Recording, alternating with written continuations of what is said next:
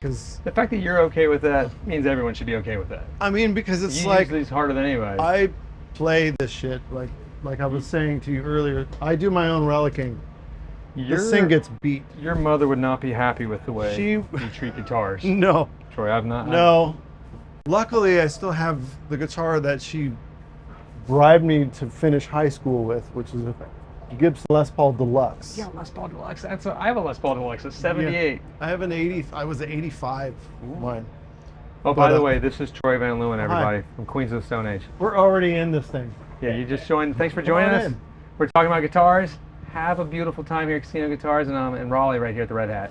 But Troy's one of my favorite rock and rollers Oh, out nice. there, and I think he's I do my snappy best. looking to boot. Yeah, thank you. You know? I dressed down today. I mean, you are wearing a jacket and sweater in like 90-degree weather. I'm cold-blooded, as they say. Slave to style. Slave to style, yeah. So we're going to talk about some guitars and just have Yeah. a little fun here. But tell me about this girl you're holding. So, this is basically the first guitar that Gabe and I worked on together. We called it the De Leon. So my last name is Van Leeuwen. That means of lions, and he's Mexican. I like lowrider culture. I like Mexican food. I'm from Southern California. So I was like, we got to do something, something Leon. So, but I like that name Leon too. It has a sense of class. So anyways, that was the first sort of guitar we worked on. And it's not out with me right now because it's at home. But we sort of reimagined that same guitar with a different sort of aesthetic. And a couple more options as far as tone. But yeah, it's basically like a deluxe or custom. Get that wide range with the style wide neck, range. which But I I'm a like the huge matching fan. headstock because that's just kind of my new thing Yeah. with these guitars. So this is like my main C guitar for like older Queen stuff. So we're going to see that a lot with the big hits. We're gonna see this a lot with big hits, and so yeah, That's, the Leon 2. Well, I always say, because I've played a lot of Gabriel's guitars of this style, they are workhorses. It is a workhorse, It's, and I throw it around and I relic it myself, like I said. You definitely do And, dance with your guitars. I'd like to move. You do move. It's amazing. So Yeah. if you haven't checked out Queens of Stone Age before, and you want to see a man that earns the show, keep your eyes on Troy. Yeah, over we here. sweat and we spill tequila all over everything, and You spill a lot it's of part those. of the gig. Well, show me this girl. So yeah, that. Trade you. Yeah, trade me. This is basically, and yeah, You already. this is my newest sort of obsession. I've never had guitars like this kind of shape, ever. I've always been like a classic sort of Les Paul, Telly, Jazz Master, guy. But Gabe made this for me, and I'm super obsessed with it. It's got this. I know why like rock and rollers play this style of guitar. It has a punch. Is it just in the is mids. Is it the sound that It does just it, or is has it it the just shape feels you think does it too? like it's the sound that makes it feel like you're like you can shred on this guitar. I mean, it's a rocker easy. guitar. It's a rock and roll guitar, and it's very easy for me to get around. But Yeah. it sounds great too. I can get between, super, rock sounding bridge pickup, and then for some stuff like I've been using it on the song called "Make It With You," which is a pretty, mid-tempo kind of blue-eyed soul sort of tip of the hat to the Stones maybe. But The the Queen second I Stones put days. this in the middle position, it just cleans up really nice and just has that classic. Well, because that's a mid tricky pickup. mix there with the Filtertron With these, style and yeah, gold and foil. the gold foil. So it just does the thing. It does a couple of things. Well, it's So I'm beautiful, too. really enjoying it, and And you, it was already the neck and the headstock were already snapped on it by the time I got it. So Gabe fixed it up, so it's never going to break. So as a brand new guitar for you. As a brand new guitar, it's it's already been broken. So if you're out there and you're worried about the ding in your guitar, just don't forget the guys that are technical rock stars.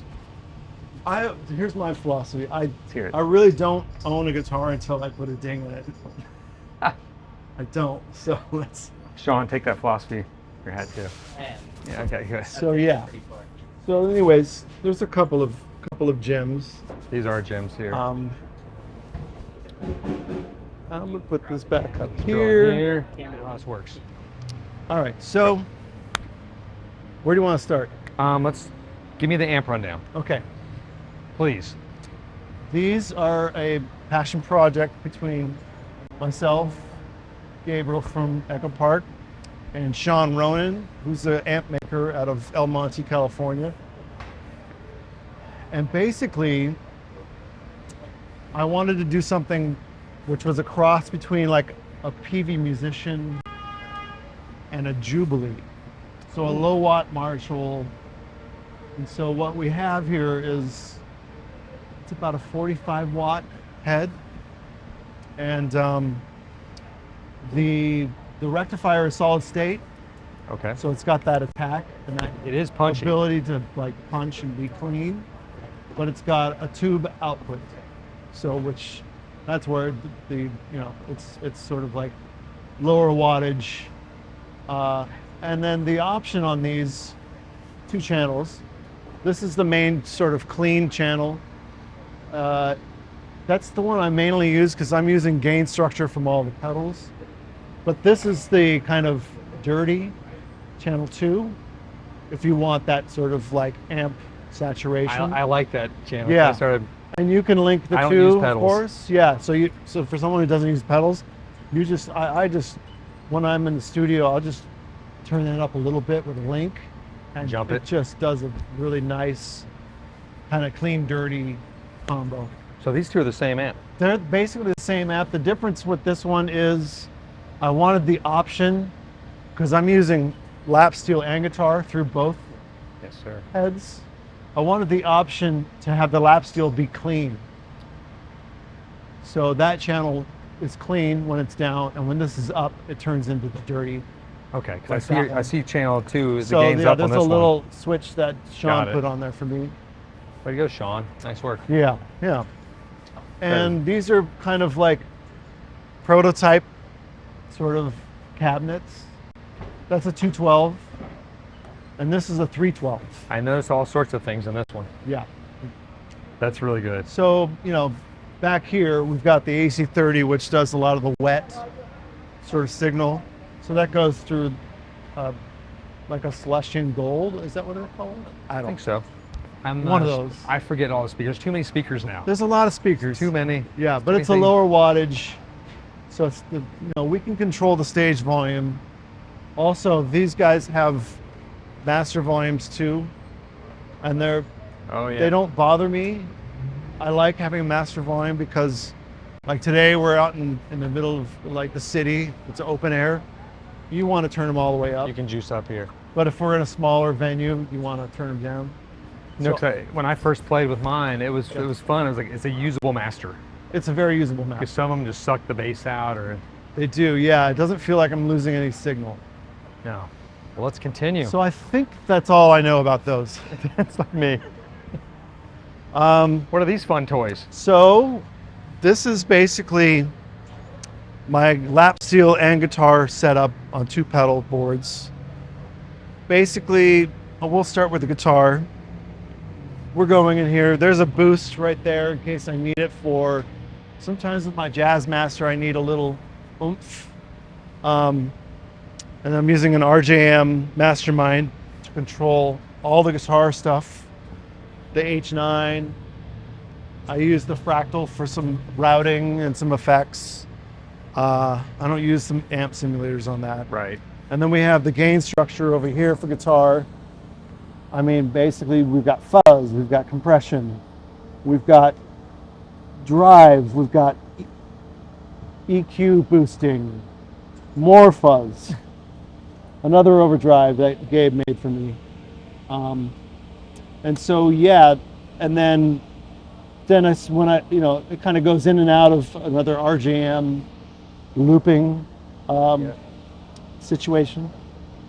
And then, some of the reverbs and delays go to the wet signal and the lead signal. I noticed a few of your pedals. You have them pretty dimed out there. Yeah, I mean, you rat them hard. I mean, I don't know if that's supposed to be like that, but we'll see tonight. Okay, good. It's different in every venue. When you click it on, we'll see what happens. But yeah, this volume isn't supposed to be that high. I should probably turn that down. We'll find out in and a few hours. I think, this is going to be somewhere around there. See, but anyways, that's why he brought me along to help troubleshoot this. Yeah. To make sure everything goes smoothly. So and then we've got the lap steel, which is going through, a way huge green rhino, and then another compressor, and then the tentacle. And then this is the only effect I'm really using for this is the H9. That's just straight through then. Yeah, and the Super Ego, I've got on both pedal boards. Well, you're probably one of the few, if only, lap steel rock and roll guys, especially with a custom build like this. Yeah. I've not seen this This before. was welded, it was a friend of mine, our old sound guy, Hutch, welded all this stuff. And it's just basically, it's got a little give, That's okay. So I'm you okay can grab with it that. and do a little, Yeah. you gotta perform it. That's Cody. He's my That's the tech. man right there. He's in charge. He's in charge. He makes everything work. And then we've got the Moog setup, which is basically going to a DI.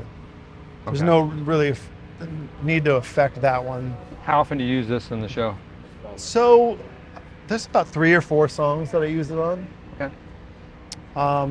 Depending on the set, because we change the set every night. Awesome. But it's at least used once or twice every night.